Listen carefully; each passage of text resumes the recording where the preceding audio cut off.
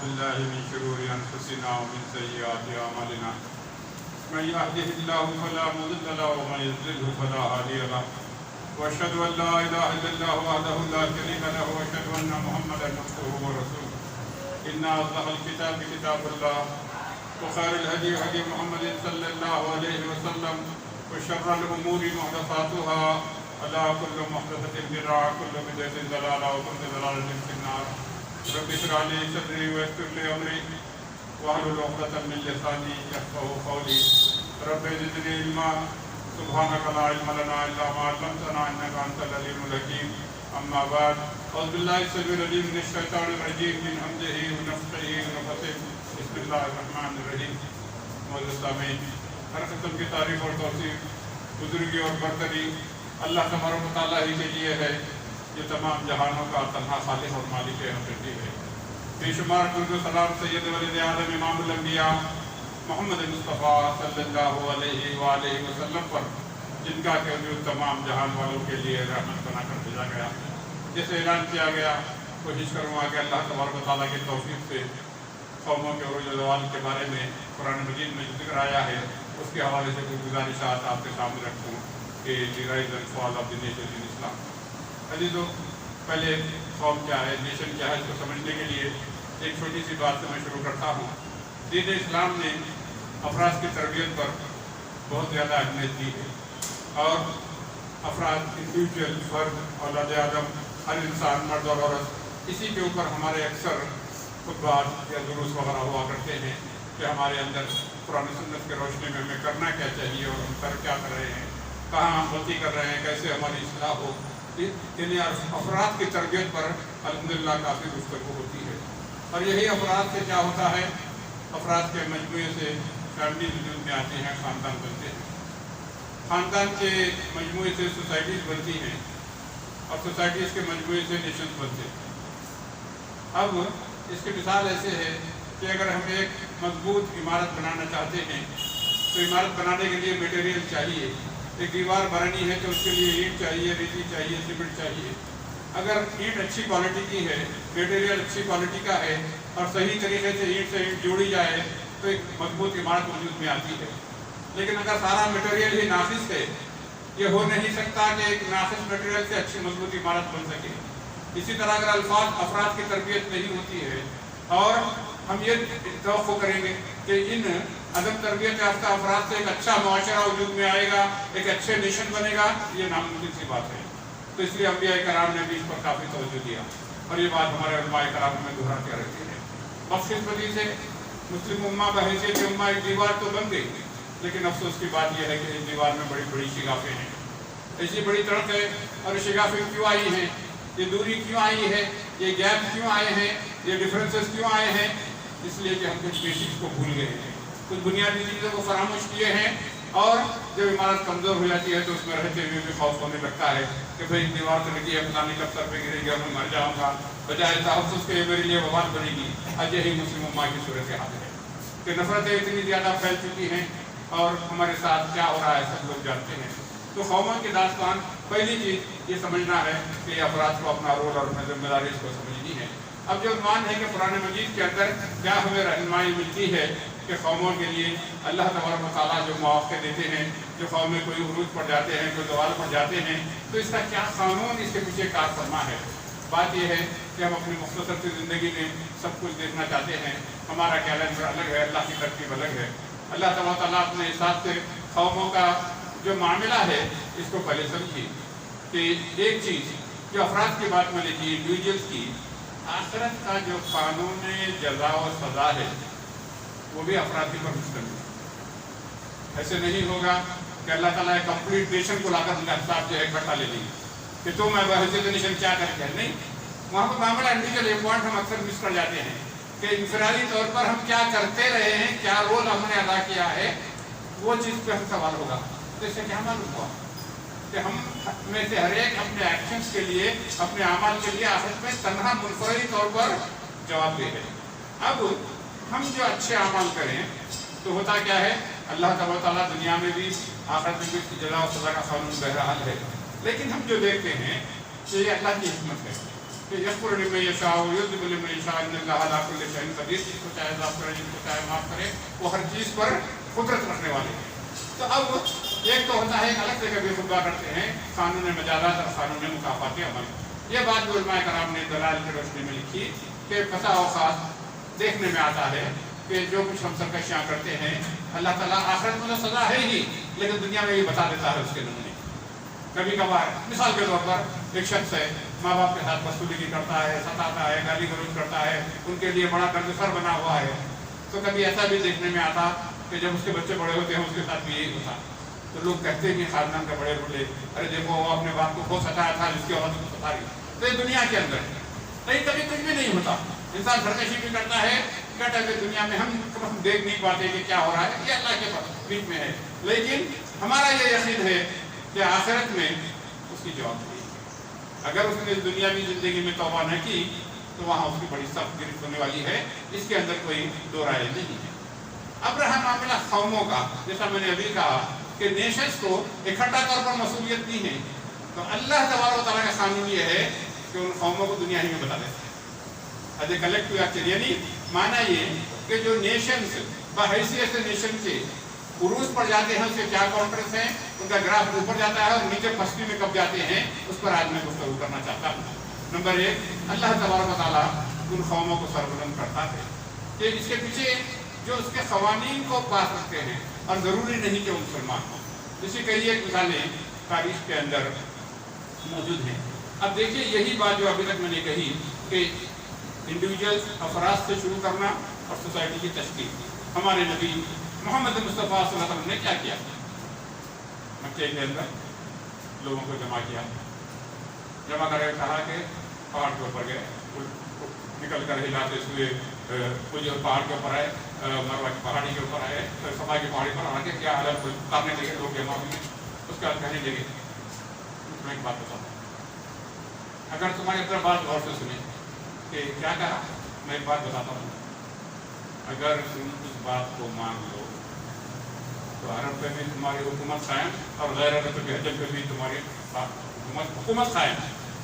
اگر تم میرا کہاں مان لو تملک العرب والعجم، خوش ہو گئے، کیا بات ہے، کیا فارمولا ہے، جلدی سے بولو۔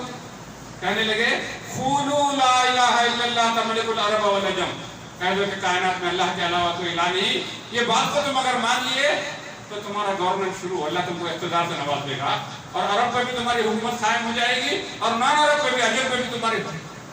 یہ بات بولنے کا کہ پہاڑ کو بلایا، یہ کئی کی بات کر رہا ہے، کیا بات ہے، عربی معافی کی بات کی، اتنی سی بات کلمہ سمجھ گئے مانے اس کے، جو آج کا بات مسلمان میں نہیں سمجھ گئے، اور کیا مطلب لا الہ، کوئی بھی الہ نہیں، کوئی معبود پر حق نہیں، کوئی عبادت کے لائق نہیں، ہم بیوقوف، ہمارے باپ دادا بیوقوف، یہ 360 روپے کا کیا بات کر رہے ہیں، سوائے ایک اللہ کی کسی بھی نہیں کر رہے عبادت، یہ بات بے نہیں مان۔ تو معلوم ہوا کہ لیکن ساتھ میں گارنٹی کیا دی، اگر یہ بات تم تسلیم کر لیے تو تمہاری حکومت قائم ہو جائے گی، کس پر، عرب پر بھی اور نان عرب اسٹیٹ پر بھی، اور نبوت کے 23 سال تو ان کی بڑی عمر نہیں ہوتی، کوارٹر سینچری سے کم، لیکن 40 سال میں نبوت شروع ہوئی، 63 سال آپ نے حیات پائی، بعد وفات ہوئی آپ کی، اور دیکھا کہ کتنے کہاں کہاں تک فتوحات کا سلسلہ شروع ہو گیا۔ تو یہ چیز کیا ہے، اور اس کا سیاست سے یا حکومت سے اور عروج سے تعلق کیا ہے؟ بات یہ ہے کہ لا الہ کے اندر ہی بات پوشیدہ ہے، کائنات میں کوئی الہ نہیں کا کیا مانا، دل کے اندر ایک عظمت کو تم لیے ہو ان بتوں کی، یا ان کے جو بھی نام ہے، یہ بزرگ ہیں، یہ بڑے ہیں، کوئی طاقت رکھتے ہیں، دینے کی طاقت رکھتے ہیں، ان کو سامنے رکھ کر ہم اس کو یاد کریں، جتنے تم فلسفے جس کو اسلام نے ساروں کو ریجیکٹ کر دیا، مانا یہ کہ انسان کے دل کو اللہ کے علاوہ باقی خالی خوفوں سے جو ہے بے نیاز کر دیا، خالی کر دیا۔ لا الہ کا معنی یہ کہ اب جو صاحب اقتدار ہیں، اب جو صاحب اختیار ہیں، اب جو طاقتور ہیں، اب جو فوج رکھتے ہیں، یہ سب کی میری پرواہ نہیں، اللہ جس کو چاہتا ہے اپنے بندوں میں سے عروج پر پہنچاتا ہے، جس کو چاہتا ہے زوال دیتا ہے، یہ اللہ کے ہاتھ میں ہے۔ تو جب اللہ کو مان کر میں تنہا اس کی عبادت کر کر میں حقیقی معنوں میں عبداللہ بنتا ہوں، اللہ کا بندہ بنتا ہوں، تو پھر یہ چیزیں میرے لیے کوئی معنی نہیں رکھتی، یہ خارجی، یہ وسائل، اور اس کے بعد یہ بات آپ نے کہی، اس کے بعد آگے چل کر نبی کریم صلی اللہ علیہ وسلم کی مشہور حدیث ہے، یہ قرآن مجید نازل ہوا، یہ سارے اصول زندگی کیسے گزارنا ہے، قرآن خالی پڑھنا نہیں، اس کے مطابق زندگی گزارنا ہے. اللہ نے کہا کہ ان اللہ یرفع بہذا الکتاب اقواما ویضع بہ آخرین. شریف کتاب کے ذریعے اللہ تعالیٰ قوموں کو بعد میں عروج پر پہنچاتے ہیں. جس قرآن کو بسے کچھ ڈال دیتے ہیں وہ میں ذریعہ رسوا ہو جاتا ہے. تو ہمارا عروج ضرورت جڑا ہوا ہے کہاں سے؟ اللہ کو ماننا، تنہا اس کی عبادت کرنا اور اس کے بتلائے ہوئے اصولوں پر عمل کرنا، نتائج کی پرواہ کیے بغیر.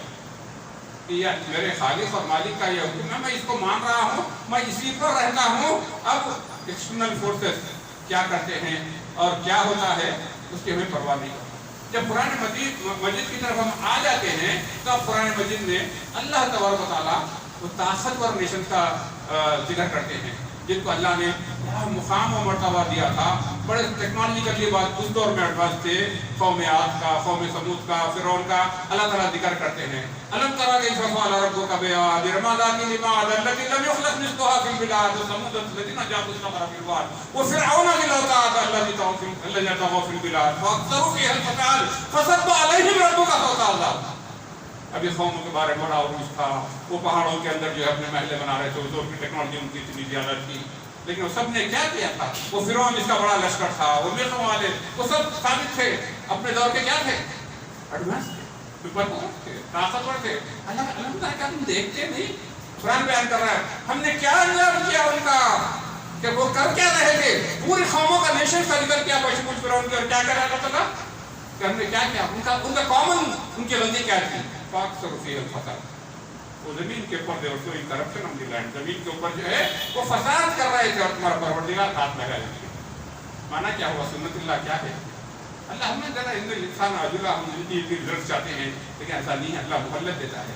یاد رکھو سنت اللہ کیا ہے کہ جو لوگ ظالم ظلم کرتے ہیں اللہ تبارک و تعالیٰ کی پہلی سنت یہ ہے کہ اجتماعی طور پر بھی انفرادی طور پر مہلت دیتا ہے.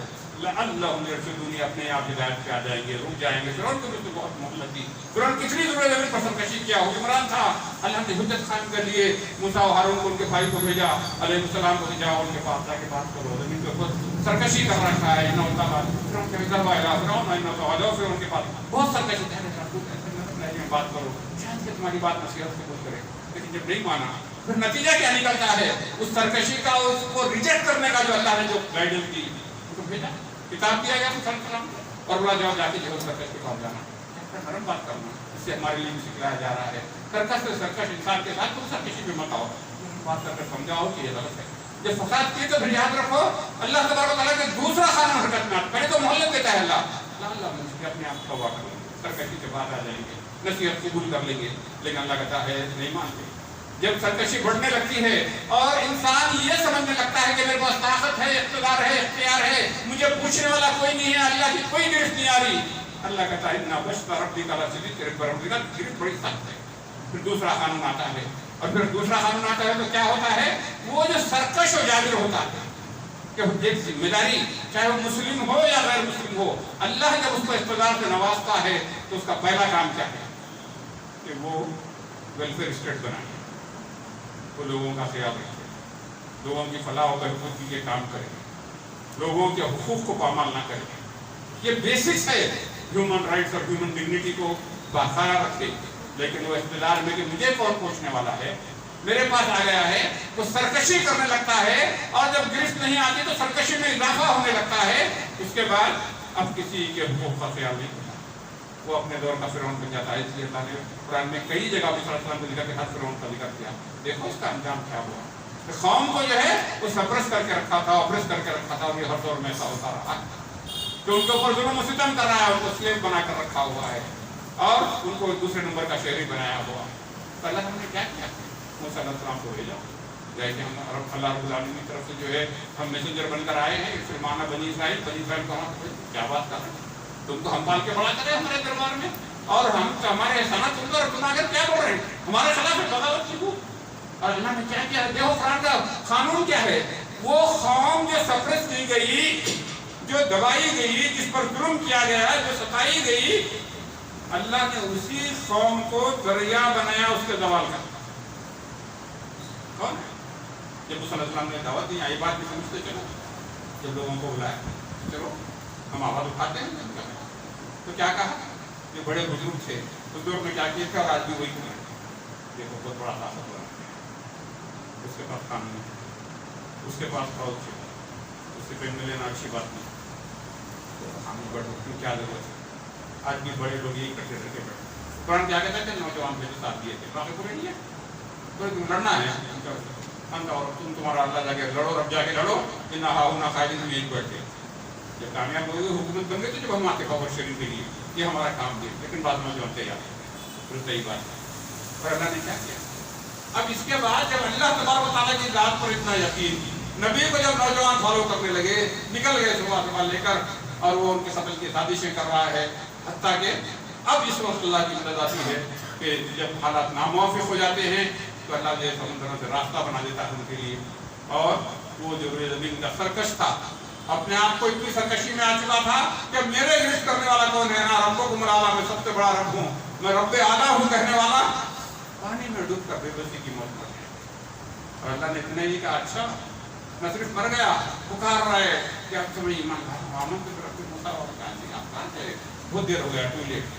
लेकिन तौबा का दरवाजा बंद हो चुका है और वो पानी के बहाव में सारी लाशें बह गई, लेकिन अल्लाह ने फिरौन की लाश को बाकी रख दिया।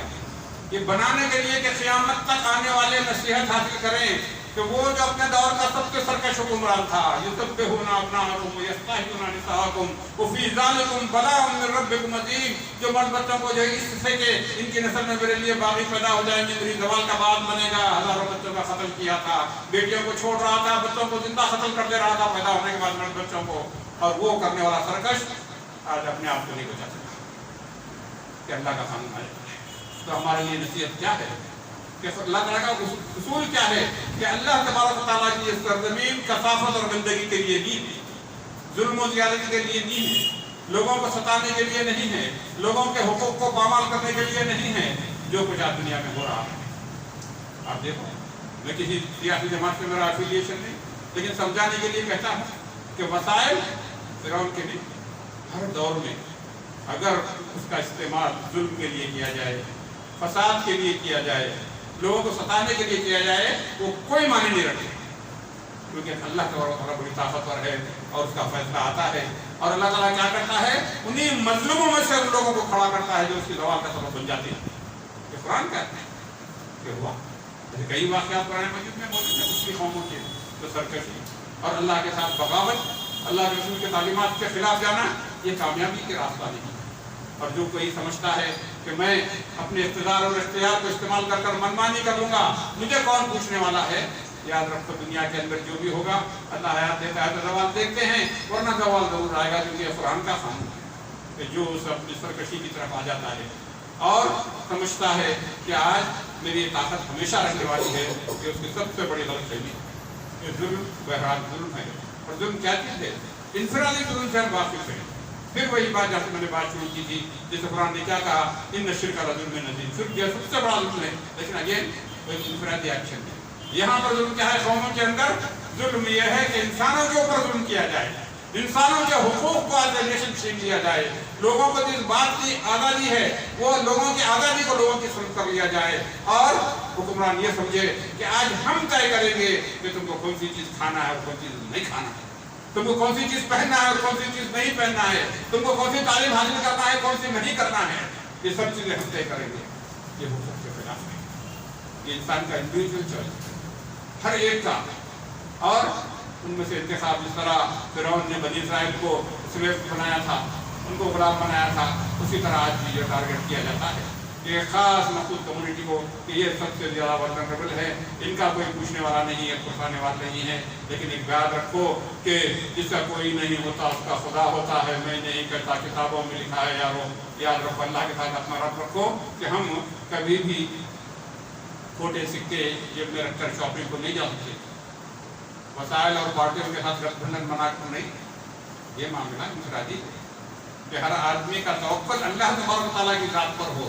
हम ये लोग जो आधे रास्ते में रास्ता छोड़ने वाले, ये सियासी लीडरान जो हर वक्त पर अपने मफाद के लिए पार्टियां और अपना मौक़िफ़ बदलने वाले, इनके ऊपर भरोसा नहीं। ये उरूज ज़वील का मामला, उरूज ज़वाल का जो मामला है, ये हम और अल्लाह की नुसरत यकीनन उन लोगों के लिए आती है जैसा अल्लाह तबारक व तआला ने कुरान में गारंटी दी, कहा कि ला तहिनु व ला तहज़नु व अंतुम अल-आलौना इन कुंतुम मुमिनीन। खबरदार, हरगिज़ रंजीदा खातिर ना होना, गमज़दा ना होना। اگر تم سچے معنی میں مومن بن کر جیو تو کامیابی تمہارے لیے مقدر کی جا چکی ہے. یہ اللہ تبارک تعالیٰ کی ذات کے اوپر یقین ہو تو پھر انسان کے قریب مایوسی نہیں پڑکتی. وہ کیا ہے، ہم کہاں انسان جو ہے موت سے ڈرتا ہے. مرنا تو ایک دیکھتے ہی اگر آج نہیں تو کل کر لے تو ہاتھ پڑ گھر میں نہیں تو ہاتھ پڑ کے بیڈ میں مرتا ہے انسان. تو یہ کیا چیز ہے کہ ہمیں اللہ تبارک تعالیٰ کی ذات کے اوپر بھروسہ کرتے ہوئے توکل کرتے ہوئے یہ مومن کی زندگی ہوتی ہے. اگر ہم سچے معنوں میں مومن بن کر کریں تو زندگی گزاریں تو یہ بدلتے ہوئے حالات، بدلتے ہوئے موسم ہمیں قرآن جو ہے ہمارا حوصلہ بڑھاتا ہے کہ دیکھو اس سے پہلے بہت سرکش ہے اور چلے گئے تو کون سا سرکش یہاں پر ہمارا رہنے کے لیے آیا ہے. لیکن ہم اپنا رول جو ادا کرنا ہے اس سے ہمیں پیچھے نہیں ہٹنا چاہیے. اور وہ کیا ہے کہ نہ ظلم کرے نہ ظلم سہے. انسان کبھی بھی مظلوم کی عمر بہت تھوڑی ہوتی ہے. کہ قرآن بتا رہا ہے ہر وقت عدل و انصاف کی بات کی جائے ہر ایک کے ساتھ. اور اللہ تبارک تعالیٰ اگر آپ ہسٹری پڑھے ہیں تو آپ دیکھو اللہ تعالیٰ کے مسلمانوں کو اس ملک کی بات کرتے ہیں. جب حکومت دیا 800 سال تک کم سے کم حکومت دیا اور میرے علم کے مطابق کسی اور نیشن کو، کسی اور مذہب کے ماننے والوں کو اتنی لمبی حکومت دے گی. غور کر کے پھر سوال کیوں آیا؟ وہ بات بھی کرتا ہے. جو برٹن برطانیہ جو اپنے آپ کو کیا کہتا تھا، گریٹ برٹن کہتا تھا، اس کی بھی 300-400 سال سے زیادہ نہیں چلی ہوئی. تو گریٹ جا کے اشری ہو تو چھوٹا سا برٹن بن کے رہ گیا ہے. سب جگہ حکومت کیوں؟ اس کی وجہ کیا ہے کہ اتنی پھیلاؤ کے بعد پھر کیونکہ جب تک اللہ کی مخلوق پر رحم کرو اللہ تعالیٰ کی حکومت میں دوام دے گا. بتا دیں ہوتا کیا ہے. ایک بہت بڑے مورے گزرے ہیں ابن خلدون. انہوں نے ایک مقدمہ کا بہت مشہور ہے مقدمہ میں تاریخ ابن خلدون. کیا لکھتے ہیں؟ As a moral as a historian پورے قوموں کا ذکر کرتے ہوئے وہ نتیجہ کنکلوڈ کرتے ہیں. جو امپائر سے اس سے پہلے جو ہوئے ہیں، جو بادشاہی نظام میں گزرا ہے، وہ کہتے ہیں کہ ایک کامن پیٹرن ملا تاریخ کے اندر. تاریخ میں ایک کامن چیز نکلی اور وہ کیا ہے کہ حکومتیں جو چلتی ہیں اس کا ایوریج نکالا 3 جنریشن. 20-25 سال میں جو ہے ایک آدمی بادشاہ بنا 40 سال تک. تو کہتے ہیں کہ ایوریج نکالتے ہیں 120 سال کا. ایک آدمی 40 سال 35 سال اتنا رفت حکومت کیا تو اس کے بعد بالکل ختم ہو جاتا ہے. پھر اس کے بعد ختم کیوں ہوئے، زوال کیوں آ گیا قوموں کو؟ تو وہ کچھ نتائج کرتے ہیں تاریخ سے. اور وہ کیا ہے؟ جب ریولیوشن آتا ہے ایک حکومت بالکل چلی جاتی ہے، ٹھیک ہے، لوگ ظلم کرتے ہیں، خاتمہ ہوتا ہے. تو جب لڑائی ہوتی ہے، جو بھی جنگ ہوتی ہے، پھر اقتدار حاصل کیا جاتا ہے، نئی حکومت بنتی، وہ عوام کے ساتھ جو ہے مل کر جدوجہد میں شامل ہوئی. اس لیے اس کا عوام سے ٹچ رہتا ہے. تو حکمرانوں کا عوام سے تعلق، عوام کے کیا مسائل ہے کہ جو سب مل کے، جیسے ہندوستان کی بات کریں آزادی حاصل، ٹھیک ہے، اب وہ ٹچ اور جنگ میں شامل رہتے تو جو پالیسیز بناتے ہیں وہ عوام کی فلاح کے ہوتے ہیں. جب وہ ضعیف ہو کر مرنے لگتے ہیں، نیا بادشاہ ان کا بیٹا بنتا ہے، تو اس وقت کیا ہوتا؟ وہ اسٹرگل سے واقف نہیں رہتا، لیکن باپ دادا کے قصوں کو تھوڑا سنا رہتا تو تھوڑا اس پر ٹچ رہتا. لیکن کیونکہ بڑا محلوں میں ہوا ہے، پیلیسز میں ہوا ہے، اب تھوڑا بگاڑ جو اس میں آگے رہی تھی اور اپنے آپ کو طاقتور اور بڑا سمجھتا تو وہ چیز مظلوم پڑ جاتی ہے. یہ سیکنڈ جنریشن کا حال ہے. تو درمیان میں تیسری نسل جو ہوتی وہ تو دیکھے نہیں، خالی سنے دادا کے قصے، کچھ بھی واقف نہیں رہتے کس اسٹرگل سے ہوا. وہ سمجھتے کہ ہم کو موروثی طور پر یہ حکومت مل گئی ہے اور وہ لگژریز کے عادی ہو جاتے. پہلی جنریشن کیا تھی؟ اسٹرگل کی عادی تھی. تھرڈ جنریشن کیا ہوگی؟ کاہل ہو گئی.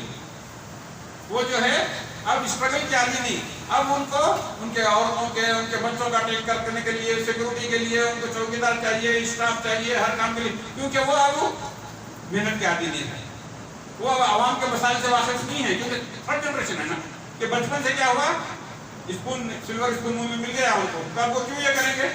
تو اس کے بعد کیا ہے، یہ چیزیں جو ہو گئی، عوام سے ان کا ربط ختم ہو گیا، عوام کے دکھ درد کو نہیں سمجھنے لگے اور اب اپنے عیاشیوں میں اور اپنے محلوں میں رہنے لگے. تو کیا ہوتا؟ ان خلاف ان کے فال کرنے شروع ہوتے. اب اس کی تنقید کہیں پہ کریں، میں جہاں بولے تاکہ بات سعودی عرب بولے بن عبدالعزیز کے واسطے سیکنڈ جنریشن، تھرڈ جنریشن دیکھ لو کتنی تباہی آ گئی. وہ پہلے علماء کی عزت تھی، اب دین کے خلاف کا یہ سلسلہ چلا ہے تھرڈ جنریشن میں. تو یہ پوری تاریخ کا خلاصہ ہے. 1947 میں اس طرح ہندوستان آزاد ہوا، پنڈت جواہر لال نہرو پہلے پرائم منسٹر بنے، ایسے تھے جیسے بھی تھے، ٹھیک. اس کے بعد اندرا گاندھی میں سیکنڈ جنریشن. اس کے بعد کی فیملی موجود ہے، معلوم ہے پوری طرح ڈسکنیکٹ ہو گئی کہ نہیں؟ یہی ہوتا ہے. 3 جنریشن کے بعد ختم، ٹائم فار ریولیوشن. پھر نہیں آئی، اب یہ لوگ چل رہے ہیں. تو مانا کیا ہے؟ یہ ساری تاریخ ہمیں کیا سکھلا رہی ہے کہ یہ ظلم و ستم کی داستان نہیں دی. اور مسلمان کے لیے قرآن کی کیا رہنمائی ہے کہ تم نمبر 1 دنیا والوں سے وفا نہیں، اللہ کے دین سے وفا نہیں. نمبر 2 ظالم کا رول کبھی بھی مت اپناؤ. یہ ڈاؤنٹنگ شروع ہوا تھا، قوموں کا زوال شروع ہوا تھا اس میں، کسی بھی قسم کا ظلم. کیونکہ ہمیں یہ دیکھنا نہیں ہے کہ مسلم ہے اس کے ساتھ اچھا رہو یا غیر مسلم نہیں. ہم کو سوسائٹی کے لیے بینیفیشیل کرنا ہے، سوسائٹی کے لیے. اور اس پوائنٹ پر آ کر میں کہوں گا کہ ہم اور ہمارے پڑوس سے بہت بڑی غلطی ہے. ہم نے دین کو صرف عبادات تک محدود کر کر اس طرف بالکل توجہ نہیں دی. اسی لیے آج ہر فیلڈ میں پیچھے ہو گئے کہ ہماری تاریخ ایسی نہیں. مسلمان کے اپنے دور کے جو اسکالرس تھے وہی اپنے دور کے سرجن بھی تھے، وہی اپنے دور کے حکیم بھی تھے، وہی اپنے دور کے ادیب بھی تھے. یعنی ہر فیلڈ میں اللہ ہے کہ وہ فیلڈ کو اسلام نے حرام کیا ہو وہ ماہر قیادت سیادت اپنے پاس. وہی سب سے بڑے ایڈمنسٹریٹرز تھے. اس کی مثال دیکھنا ہے قوموں کے عروج الزوال کے راستہ آؤ آ کر دیکھو. مسلم فوجیں اس پہ فتح کی وہاں پہ کیا ہم فتح ہو گیا، یورپ ہمارے قبضے میں آ گیا. پہلے سے بنا کر وہاں پہ عیاشی میں نہیں پڑی، بلکہ کیا کیے وہاں ایک سسٹم قائم کیا. کس چیز کا؟ یونیورسٹیز قائم کی، تعلیمی ادارے قائم کیے، دواخانے قائم کیے، عدالتیں قائم کی. کس نے بنایا؟ مسلمان صحابہ کرام نے. اور پھر کیا ہے؟ اب بات نامے تک بدل گئے اور ہم ریکگنائز نہیں کر پاتے. مثال کے طور پر جبرالٹر نام سنے ہوں گے. جبرالٹر نہیں ہے، اس کا نام کیا ہے؟ جبل الطارق ہے. طارق بن زیاد کے نام سے جبل کہتے ہیں. جبل الطارق جب بولنے نہیں آیا تو جبرالٹر نام بنا دیا انگریزی میں اس کو انگریزوں نے. اور کہاں تک مسلمان فوجیں پہنچے. اور ہوتا کیا تھا؟ مسلمانوں کا جب یوزفل کنٹریبیوشن ہوتا ہے تو اس کے بعد باقی یورپ کے لوگ آ کر اسپین کو پڑھنے کے لیے آ رہے تھے. اور جا کر جب کون ڈالا بنیاد اس کی، کون چلایا ہو؟ مسلمان. اس کے بعد نہ صرف یہ کہ پڑھ کر ڈگری لے کر جا رہے تھے، ان کی تمنا یہ ہوتی تھی کہ اے کاش یہ مسلمان، یہ جرمنی، یہ فرانس اور یہ برطانیہ والے ہمارے ملکوں کو بھی فتح کرتے اور ہمارے ملکوں میں بھی یہ یونیورسٹیز، یہ عدالتیں قائم کرتے، یہ دواخانے قائم کرتے تو ہمیں آنا نہیں پڑتا. یہ ہے رول مسلمانوں کا. پھر کیا مسلمان وہی جو 3rd جنریشن کی میں نے بات کی نا، آرام طلب بن کے لہو مشغول لاتی ہے. جوانوں کی تناسانی، تیرے صوفے افرنگی تیرے خالی میری ایرانی. یہ جو علامہ اقبال نے کہا تھا نا کہ جوانوں کی تناسانی، جس قوم کی یوتھ آرام کی عادی ہو جائے، ان کو گھر کے اندر بچھانے کے لیے وال ٹو وال پرشین کارپیٹس چاہیے، ایرانی کارپیٹس چاہیے، اور ان کو یورپین فرنیچر چاہیے. پھر ایسے آرام طلب قوم جن کے پیر جو ہے کارپیٹوں پہ چلنے کے لیے اور صوفوں پہ لوٹنے کے لیے، ہاتھ میں ٹی وی کا ریموٹ لے کر، ایسی قومیں مٹنے کے لیے. کہ ہمارے لیے اسٹرگل ہماری زندگی کا حصہ ہے. اگر یہ دین پر چلنا یہ کوئی آرام کی گارنٹی ہوتی تو اس کے سب سے زیادہ مستحق ہمارے نبی محمد مصطفیٰ صلی اللہ علیہ وسلم. پوری زندگی نبوت سے پہلے کے 40 سال بھی، نبوت کے بعد کے 23 سال بھی متواتر اسٹرگل میں ہی گزرے ہیں. ہمیں صرف اور ہمارے لیے کہا گیا تمہارے لیے میرے نبی کی زندگی میں بہترین نمونہ ہے. لقد کان لکم فی رسول اللہ اسوۃ حسنہ. اور بہترین نمونہ یہ ہے کہ ہم جو ہے کامل پڑھنے والی قوم. بس اس وجہ ہم بھی کچھ مالی وسائل زیادہ ہی ہو گئے ہیں، ہم بھی بہت ریلیکس ہو گئے. اس کا نتیجہ یہ ہوا جہاں آج ہم کہہ رہے ہیں بعد میں سمجھتا ہے کہ یہ کیا ہے. اسپائن لیس لوگ ہیں، ان کے ساتھ جو ظلم بھی کرو یہ سہ لیتے ہیں اور یہ کمپرومائزنگ کی بات کرتے ہیں. نہیں، یہاں پر ہمارے حقوق کوئی ہمیں ٹرینر رکھ کر گفٹ کے طور پر دینے والا نہیں ہے. اپنے حقوق کے لیے خود آواز اٹھانی ہے، تبھی جا کر ملتے، ورنہ پھر کرش کر دیے جاؤ گے. کبھی ہمارے لیے کہ اہل حق کی فطرت ہے، حق پہ جب بھی آنچ آئے سر کٹا تو سکتے ہیں، سر چھپا نہیں سکتے.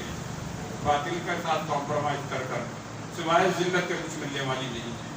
اپنے اصول جو ہمارے اپنے بنائے ہوئے نہیں ہیں، اللہ اور اس کے رسول کے بنائے ہوئے ہیں، اس کے لیے اور اس کی بالادستی کے لیے اٹھ کر کرنا ہے.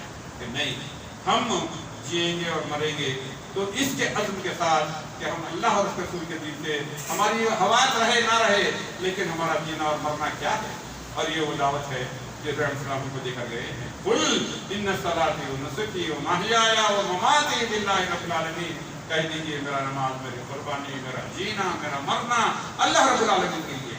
اور ابراہیم السلام کی جب بات چلی ہے، اللہ نے کہا ابراہیم السلام کہ ان جانب الناس سے چلتا، میں لوگوں کے لیے میں لیڈرشپ دینے والا ہوں، امام بنانے والا ہوں۔ ابراہیم السلام کو فکر کیا اپنی نسل کی، خیر من ذریتی، اے اللہ میری ذریت کا کیا ہوگا، میری نسل کا کیا ہوگا، میں تو مر جاؤں گا۔ تو کہا کہ نہیں، میرا جو وعدہ ہے کیا ہے، ظالمین کے لیے نہیں ہے، جاؤ ابراہیم السلام کی نسل میں سے ہو۔ تو مانا ہے کہ ظلم نہیں، عدل و انصاف کی بات، اس کے لیے کسی سے قوموں کا ہو جاتا ہے۔ اگر ہم ریلیکس ہو جاتے ہیں اور ہم اس کے وقت کے دور کو بدلتے ہوئے تحالوں کو نہیں سمجھتے، تو پھر یاد رکھو تمہاری داستان تک بھی نہ ہوگی داستان میں بات کو سوچ کے اکٹھا ہو سکتی ہے اس بات کے اوپر کہ ان کو انہیں ہمارا وجود کھٹکنے لگا ہے، ہمارا طرز زندگی انہیں پسند نہیں ہے، ہماری اذان کی آواز انہیں گراں گزرنے لگی ہے، ہماری عورتوں کا حجاب انہیں پسند نہیں آتا۔ غرض چاہتے کیا؟ وہ چاہتے ہیں جو ان کے الیکشن کا منشور تھا، یونیفارم سول کوڈ UCC، ایک ہی قانون، ایک ملک، ون کنٹری ون نیشن، اس کی طرف پوش کر رہے ہیں۔ اور اس کی شروعات کرناٹکا میں یہ دوپٹہ، حجاب، نقاب، برقع جو بھی نام دے کہ بھائی نہیں، ایک شہری ایک قانون سب کے لیے، یہ مطلب یہ کہ ہماری یونیک آئیڈینٹی کے اوپر چیلنج ہے، یہ ہمارا رائٹ ہے، کانسٹیٹیوشن میں گارنٹی ہے جو بھی ہوگا فیصلہ، لیکن حقیقت یہ ہے کہ ہم دنیاوی نقصانات کے لیے اللہ تبارک و تعالیٰ کی دی ہوئی شریعت کو نہیں چھوڑ سکتے۔ ہمارا جینا، ہماری آئیڈینٹی، ہماری عزت، ہمارا وقار وہ اسلام سے، بات اس سے آگے سیکھنے کو ہونے سے نہیں ہے۔ اللہ تعالیٰ سے یہ بات کہنے کی، سننے کی، سمجھنے کی، اس پر عمل کرنے کی توفیق عطا فرمائے۔ اللہم ارنا الحق حقا وارزقنا اتباعہ، اللہم ارنا الباطل باطلا وارزقنا اجتنابہ۔ اے مولا کریم جو حق باتیں پر واضح فرما، اس پر چلنا ہمارے لیے آسان فرما۔ اے اللہ ہمارے بڑھنے کو قبول فرما۔ اے اللہ جو تو سچی بات میں نے کہی اس پر مجھ کہنے والے کو اور تمام سننے والوں کو عمل کی توفیق عطا فرما۔ اے اللہ ہم تمام کو جو چین والی راحت، اطمینان والی اور سکون والی زندگی عطا فرما۔ اے اللہ اسلام مسلمانوں کو سربلند فرما۔ اے اللہ جو باطل قوتیں اکٹھا ہو کر اسلام اور مسلمانوں کو مٹانا چاہتی ہیں، جو ہدایت کے مستحق میں ہدایت نصیب فرما، اور جو ہدایت کے مستحق میں ان پر اپنا عذاب نازل فرما، اور روئے زمین کو ناپاک حدود سے پاک فرما۔ اے اللہ ہم پر رحم فرما۔ جو نوجوان لڑکے لڑکے شادی کے اور مندن میں بیچ میں جوڑے عنایت فرما۔ جو بے روزگار، اے اللہ جو بے اولاد ہمیں نیک اور صالح اولاد عطا فرما۔ اے اللہ ہماری اولاد کے لیے دین پر چلنا آسان فرما، اور ان کی نیکیوں کا ہمارے لیے صدقہ جاریہ بنا۔ اے اللہ ہم پر رحم فرما، ہمارے گناہوں کو معاف فرما، ہماری خطاؤں کو درگزر فرما۔ اے اللہ ہمارے بیوی بچوں پر رحم فرما، ہمارے بھائیوں پر رحم فرما، ان کی بیویوں پر رحم فرما، ان کے بچوں پر رحم فرما۔ اے مولا کریم ہماری بہنوں پر رحم فرما، ان کے شوہروں پر رحم فرما، ان کے بچوں پر رحم فرما۔ اے اللہ ہمارے بڑے ماں باپ پر رحم فرما، ان کی پریشانیوں کو دور فرما، ان کی بیماریوں کو صحت سے بدل دے۔ اے اللہ ہمارے خوشگان کی مغفرت فرما۔ اے اللہ ہمارے ماں باپ، بیوی بچے، بہن بھائی جو فوت ہوئے ہیں، تمام خوشگان کی مغفرت فرما، ان کی خبروں کو جنت کا باغیچہ بنا، ان کے درجات کو بلند فرما، انہیں جنت الفردوس میں اعلیٰ مقام عطا فرما۔ اے اللہ زندگی کا اتنا سفر گزر چکا جو باقی ہمارے لیے آسان فرما۔ اے اللہ مرتے دم تک ہمارے لیے، ہماری جسمانی ضرورتوں کے لیے، مالی ضرورتوں کے لیے کسی کا محتاج نہ بنا، اپنے در کا سوالی بنا، اپنے در کا بھکاری بنا۔ جب موت کا وقت آئے ہماری زبانوں پر کلمہ شہادت کو جاری فرما، آخرت کا سفر ہمارے لیے آسان فرما، اپنا فضل و کرم شامل حال فرما۔ اے اللہ اس مسجد کے بنانے والے، اس کی بنیاد رکھنے والے، اس کو تعمیر کرنے والے، اس کے انتظامات کرنے والے، اس میں تعاون کرنے والے، اس کے اے اللہ اس کو آباد کرنے والے تمام کو دنیا اور آخرت کی بہترین جزا عنایت فرما، اور ان تمام کی کوششوں کو قبول فرما۔ اے اللہ روزے کے تمام مظلوم مسلمانوں کی مدد فرما، جہاں جہاں ہمارے کلمہ کو بھائی بہنیں پریشان آ رہے ہیں، ان کی پریشانیوں کو دور فرما۔ اے اللہ اپنا فضل و کرم شامل حال فرما۔ اے اللہ جب تک کہ اے اللہ ہم تمام کو حادثات اور حادثہ اموات سے محفوظ رکھ۔ اے اللہ اس موت سے محفوظ رکھ، توبہ کی توفیق بھی نہ ملے۔ اے اللہ مرنے سے پہلے توبہ کی توفیق عطا فرما، اور ہماری توبہ کو قبول فرما۔ اے اللہ ہم کو، ہمارے بچوں کو، بچوں کے بچوں کو حادثات اور حادثہ اموات سے محفوظ رکھ۔ اے اللہ اسی موت سے محفوظ رکھ جس میں توبہ کی توفیق بھی نہ ملے۔ اے اللہ مرنے سے پہلے توبہ کی توفیق عطا فرما۔ اے اللہ آپ کی زوال نعمت سے ہم سب کو محفوظ رکھ۔ اے اللہ زوال نعمت سے ہم سب کو محفوظ رکھ۔ اے اللہ نعمتوں کا شکر ادا کرنے کی توفیق عطا فرما۔ اے اللہ ہماری ان چھوٹی چھوٹی عبادتوں کو قبول فرما، ہمارے گناہوں کو معاف فرما، اور ہمارا خاتمہ ایمان پر فرما۔ آمین یا رب العالمین۔ سبحان ربک رب العزة عما یصفون وسلام علی المرسلین والحمد للہ رب العالمین۔ سبحان ربک رب العزة عما یصفون وسلام علی المرسلین۔ آمین یا رب العالمین۔